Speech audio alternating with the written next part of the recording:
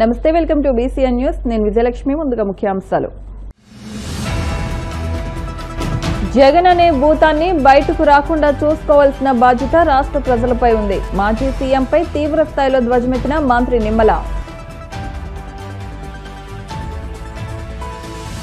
అభివృద్ధికి కేరాఫ్ గా ఉండే పులివెందుల ప్రాంతాన్ని చంద్రబాబు కక్షలకు అడ్డాగా మారుస్తున్నారు. మండిపడ్డ మాజీ మంత్రి వెల్లంపల్లి శ్రీనివాస్.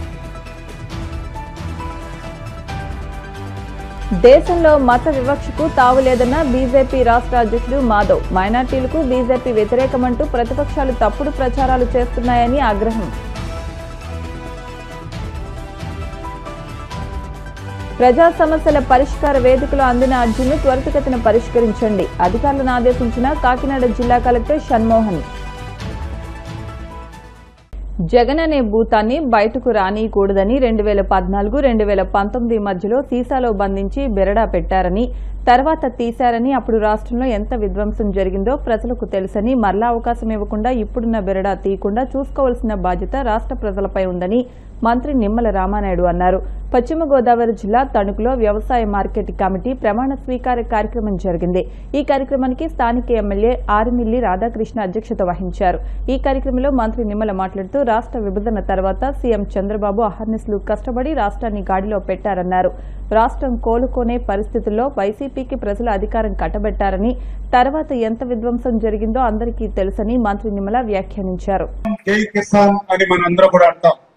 దేశానికి రైతే వెన్నెముక అని మనం పిలుచుకుంటాం.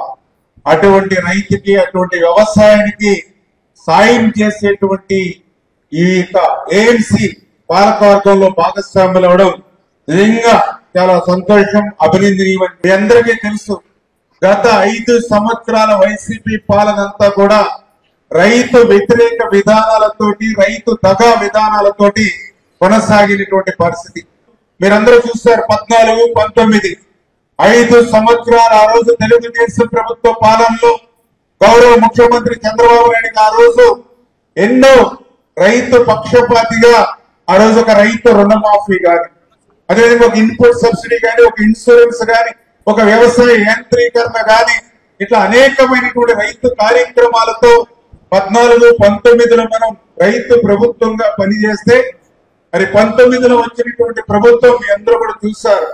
అందులో పర్టికులర్ గా ఏదైతే ఇన్పుట్ సబ్సిడీ తిత్లీ తుఫాన్ వస్తే 20,000 రూపాయల హెక్టార్కి ఆ రోజు చంద్రబాబు నాయుడు గారు ఇస్తే, మరి 19లో అధికారంలోకి వచ్చినటువంటి పార్టీ రివర్స్ పాలన, రివర్స్ ప్రభుత్వం కాబట్టి ఆ ఇన్పుట్ సబ్సిడీ 16,000కి తగ్గించి రైతుని మోసం దగా చేసినటువంటి పరిస్థితి ఆ రోజు మీరు చూశారు. తెలుగుదేశం ప్రభుత్వంలో మనం రైతు రథాలు, ట్రాక్టర్లు ఇచ్చాం. అదేవిధంగా కృషి ట్రాక్టర్లు, ఆయిల్ ఇంజిన్లు, వరి కోత యంత్రాలు, వరి నూర్పుడు యంత్రాలు, మరి అట్లా అనే పెద్ద ఎత్తున 50% సబ్సిడీతో ఆ రోజు మనం యాంత్రీకరణ చేస్తే, గత 5 సంవత్సరాల వైసీపీ పాలనలో కనీసం ఒక పరకం ముక్క కూడా సబ్సిడీతో వచ్చినటువంటి పరిస్థితి లేదు. అది మీరందరూ కూడా కళ్ళారా చూసినటువంటి పరిస్థితి. ఏ మిల్లుకి ఏ ధాన్యం ఏ రైతుకి వెళ్తుందో కూడా తెలియనిటువంటి పరిస్థితి, దుస్థితి ఆ రోజు 5 సంవత్సరాల పాలనలో ఇవాళ రైతాంగం అంతా కూడా మీరందరూ కూడా చూసినటువంటి పరిస్థితి. మళ్ళీ ఈ రోజు మన కూటమి ప్రభుత్వం అధికారంలోకి వచ్చింది. మళ్ళీ దానికి చరమగీతం పాడి ఇవాళ రైతు స్వేచ్ఛగా మీకు నచ్చినటువంటి మిల్లుతో ఇవాళ కోలుకునేటువంటి అవకాశం మళ్ళీ ఈ రోజు తెలుగుదేశం, జనసేన, బీజేపీ కూటమి ప్రభుత్వం ఇవ్వడం కానీ, అదేవిధంగా 48 గంటల్లోనే ధాన్యం సొమ్ము కూడా మన అకౌంట్ లో పడుతున్నటువంటి పరిస్థితి. ఈ రకంగా రైతు ప్రభుత్వంగా ఈ రోజు మనం ఏదైతే పనిచేస్తున్నామో ఇవన్నీ కూడా మరి ఏఎంసీగా, మార్కెటింగ్ యార్డ్గా మరి మరిన్ని సేవలు భవిష్యత్తులో కూడా పెంచేటువంటి విధంగా, ఎందుకంటే రైతాంగానికి అవసరమైనటువంటి పుంత రోడ్లు కానీ, రైతులకు అవసరమైనటువంటి కల్లాలకు సంబంధించినటువంటి ప్లాట్ఫామ్స్ అనేటువంటి అన్నింటినీ కూడా రైతులకు ఉపయోగపడే విధంగా ఎన్నో సేవలు భవిష్యత్తులో ఈ రకంగా తెలుగుదేశం, జనసేన, బీజేపీ ప్రభుత్వం ద్వారా మనం చేసే అవకాశం ఉందని చెప్పి మీ ద్వారా తెలియజేస్తున్నాం. అధికారం చేతిలో ఉంది కదా అని పోలీసులను, రౌడీలను ఉపయోగించి కుట్రలు చేసైనా సరే పులివెందుల జడ్పీటీసీ స్థానంలో గెలవాలని చంద్రబాబు కళ్లు కంటున్నారని కానీ ఆయన లక్ష్యం నెరవేరదని మాజీ మంత్రి వెల్లంపల్లి శ్రీనివాస్ పేర్కొన్నారు. తాడేపల్లి వైసీపీ కేంద్ర కార్యాలయంలో ఆయన మీడియాతో మాట్లాడుతూ సీఎం చంద్రబాబు ఎంత దిగజారి రాజకీయాలు చేసినా పులివెందుల్లో వైసీపీ విజయాన్ని అడ్డుకోవడం అసంభవం అని అన్నారు. అభివృద్ధికి కేర్ ఆఫ్ గా ఉండే పులివెందుల ప్రాంతాన్ని చంద్రబాబు కక్షలు కార్పణ్యాలకు అడ్డాగా మారుస్తున్నారని దుయ్యబట్టారు. తన ఏడాది పాలన మీద నమ్మకం లేకనే రౌడీలను పోలీసులు ప్రయోగించి అప్రజాస్వామ్య విధానాలతో చంద్రబాబు టీడీపీని గెలిపించాలని ఆశపడుతున్నారని ధ్వజమెత్తారు. అధికారాన్ని అడ్డం పెట్టుకొని అధికారాల ద్వారా ప్రతిపక్ష పార్టీని ఏదైతే వైఎస్ఆర్సీపీ పార్టీ నాయకుల్ని కేసులు పెట్టే విధంగా 10,000 ఓట్లు జరగాల్సిన పోలింగ్లో 100 మంది మీద బైండ్ ఓవర్ కేసులు పెట్టి రేపు ఎన్నికల్లో వీళ్ళెవరూ కూడా పార్టిసిపేట్ చేయకుండా, అంటే ఎన్నికల్లో బూత్ ఏజెంట్లుగా కావచ్చు, పార్టిసిపేట్ చేయకుండా వాళ్ళని బయటికి రానివ్వకుండా చేసే విధంగా అరాచకంగా చేస్తున్న కార్యక్రమాలు మనం చూస్తున్నాం. గత వారం రోజుల నుంచి చూసుకుంటే గనక పులివెందులు అనేది ఒక ప్రశాంతమైన వాతావరణంలో స్వర్గీయ వైఎస్ రాజశేఖర రెడ్డి గారి దగ్గర నుంచి ఈరోజు జగన్మోహన్ రెడ్డి గారి వరకు కూడా అభివృద్ధి అంటే పులివెందులు అనే విధంగా దాన్ని అభివృద్ధి చేశారు.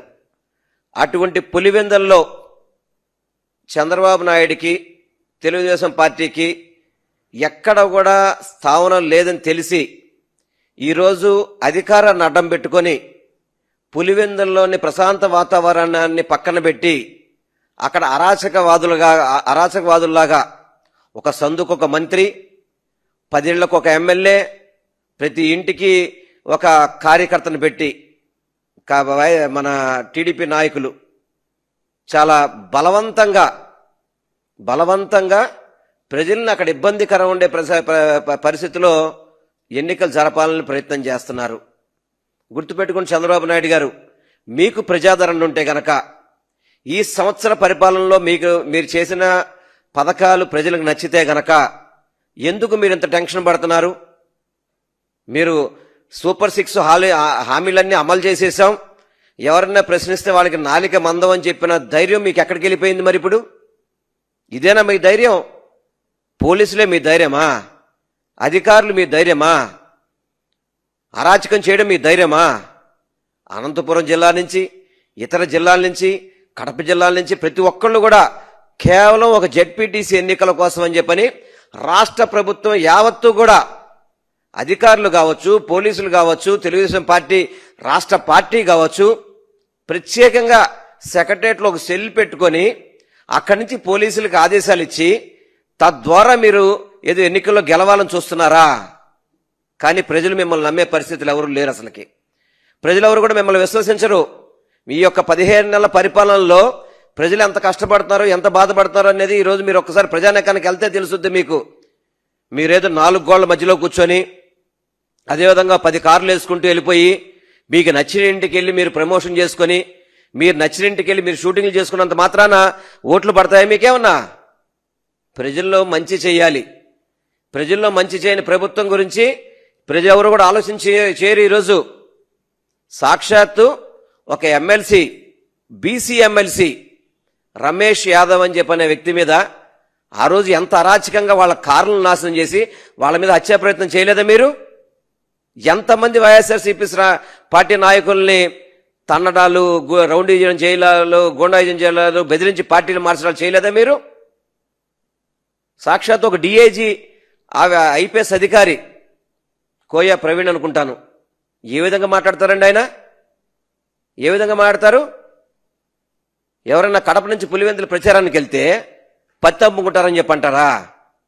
మరి ఈరోజు తెలుగుదేశం మంత్రులంతా అక్కడ పత్తి అమ్ముతున్నారా? తెలుగుదేశం ఎమ్మెల్యేలంతా పత్తి అమ్ముతున్నారా ఇప్పుడు అక్కడ? ఏమండి డిఐజీ గారు, మీరు వాళ్ళని అడగరా? మీరు వాళ్ళు పత్తి అమ్ముతున్నారా, బ్రాంతి అమ్ముతున్నారా అక్కడ కూర్చొని? చెప్పండి. దేశంలో మతం ఆధారంగా ప్రజలపై ఎలాంటి వివక్ష చూపడం లేదని, మైనార్టీలకు బీజేపీ వ్యతిరేకమంటూ ప్రతిపక్షాలు తప్పుడు ప్రచారాలు చేస్తున్నాయని ఆ పార్టీ రాష్ట్ర అధ్యక్షుడు పీవీఎన్ మాధవ్ అన్నారు. అన్నమయ్య జిల్లా రాయచోటిలో బీజేపీ ఆధ్వర్యంలో జరిగిన పలు కార్యక్రమాల్లో ఆయన పాల్గొన్నారు.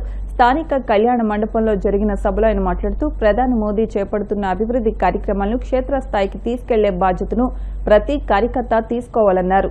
పీఎం కిసాన్ ఆవాస్ యోజన, ఉజ్వల్ యోజన తదితర పథకాలు, వికసిత్ భారత్ గురించి ప్రజలకు వివరించాలని సూచించారు. ఉగ్రవాదాన్ని ఎంతో ధైర్యంగా ఎదుర్కొన్నామని, ఆపరేషన్ సింధూర్తో పాకిస్తాన్కు బుద్ధి చెప్పామన్నారు. మోదీ ప్రేరణతో పార్టీని గొప్ప స్థాయికి తీసుకెళ్లేందుకు కార్యకర్తలు కృషి చేయాలని కోరారు.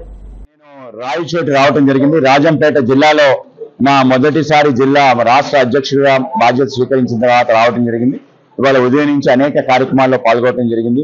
ముఖ్యంగా మాతంగా ఏదైతే పీఠం ఉందో ఆ పీఠానికి వెళ్లి అక్కడ గిరిస్వామి గారి యొక్క దర్శనం, ఆ విధంగా అనేక రకాల విషయాలు తెలిసి చాలా ఆనందం కలిగింది. ఆ విధంగా ఒక పీఠం మన ప్రాంతంలో ఏర్పడటం ఏదైతుందో చాలా మంచి పరిణామంగా నేను భావిస్తున్నాను.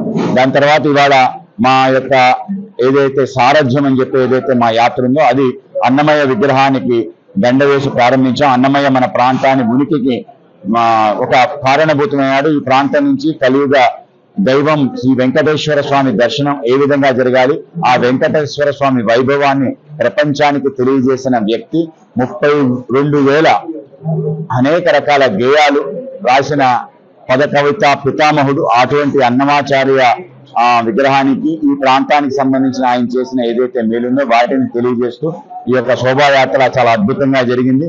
ఎప్పుడు కనీ విని ఎరుగని రీతిలో ఏ రాజకీయ పార్టీ జరగని విధంగా ప్రజలందరూ కూడా కలిసి స్వాగతం పలికిన తీరు, ఆ విధంగా రాయచోటి ప్రధాన వీధుల్లో పెద్ద ఎత్తున మా యొక్క శోభాయాత్ర జరిగింది. దాని తర్వాత కార్యకర్తల సమావేశం జరిగింది. ఆ కార్యకర్తల సమావేశంలో మాజీ ముఖ్యమంత్రి వర్యులు కిరణ్ కుమార్ రెడ్డి గారు పాల్గొనడం, అనేక విషయాలు మేము మాట్లాడుకోవటం, మన ప్రాంతానికి సంబంధించిన ఏ అంశాలు చేయగలం వాటిని కూడా, అలాగే పార్టీ ఏ విధంగా ఈ ప్రాంతంలో పెరిగే విధంగా ఒక ప్రయత్నం, ఆ విధంగా ఆ కార్యక్రమం. దాని తర్వాత ఈ ప్రాంతానికి సంబంధించిన ఒక తిరంగా యాత్ర చేయడం జరిగింది. అలాగే ఈ ప్రాంతంలో చేనేత కార్మికులు, ముఖ్యంగా మదనపల్లి చేనేత ప్రసిద్ధి, ఆ ప్రాంతానికి సంబంధించిన చేనేత కార్మికులతో సంవాదం అనే ఒక కార్యక్రమం జరిగింది. దాంట్లో తప్పనిసరిగా మదనపల్లి శారీకి ఒక బ్రాండ్ తీసుకురావటం, ఒక GI ట్యాగ్ దానికి ఇచ్చే విధంగా ప్రయత్నం చేస్తామని చెప్పాం. అదేవిధంగా హ్యాండ్లూమ్ మార్క్ దానికి క్రియేట్ చేసి మదనపల్లికి సరైన గౌరవం ఇచ్చే విధంగా ప్రయత్నం చేస్తామని కూడా చెప్పడం జరిగింది. అలాగే ఇవాళ ఇక్కడ ఎలైట్ మీట్ కూడా జరిగింది. ఈ ప్రాంతానికి సంబంధించిన డాక్టర్స్, ఎడ్యుకేషనిస్టులు, అలాగే వ్యాపారస్తులు, NGOs, అనేక మంది సామాజిక ఆలోచన కలిగిన వ్యక్తుల యొక్క సమావేశం జరిగింది. అనేక రకాల విషయాలు రాయచోటికి సంబంధించింది, రాయలసీమకు సంబంధించిన విషయాలు అడగడం జరిగింది. తప్పనిసరిగా ఆ యొక్క విలువైన వాళ్ళ యొక్క సలహాలు స్వీకరించి రాబో కాలంలో తప్పనిసరిగా రాయలసీమకి మంచి జరిగే విధంగా ప్రయత్నం చేసి ముందుకు తీసుకెళ్తామని మీ అందరికీ తెలియజేస్తూ, మీరు సహకరించిన పాత్రికా మిత్రులకి ఇంకొకసారి ధన్యవాదాలు తెలియజేస్తున్నాను. ప్రజా ఫిర్యాదుల పరిష్కార వేదిక కార్యక్రమంలో అందిన అర్జీలకు సంతృప్తికరమైన పరిష్కారాలు చూపాలని కాకినాడ జిల్లా కలెక్టర్ షణ్మోహన్ అధికారులను ఆదేశించారు. రాష్ట్ర ప్రభుత్వం ప్రతిష్టాత్మకంగా నిర్వహిస్తున్న PGRS కార్యక్రమం కాకినాడ కలెక్టరేట్ వివేకానంద హాల్లో జరిగింది. ఈ కార్యక్రమానికి జేసీ రాహుల్ మీనా, ట్రైనీ కలెక్టర్ మానిషా, జిల్లా రెవెన్యూ అధికారి జె వెంకట్రావు ఇతర అధికారులతో కలిసి కలెక్టర్ హాజరై జిల్లా చుట్టుపక్కల నుంచి వచ్చిన ప్రజల నుంచి వినతులు, అర్జీలను స్వీకరించారు. అర్జీలను ఆయా శాఖల అధికారులకు సూచిస్తూ వాటిపై సత్వరం సమగ్రమైన విచారణ చేపట్టి తగిన పరిష్కారం అందించాలని అధికారులను ఆదేశించారు.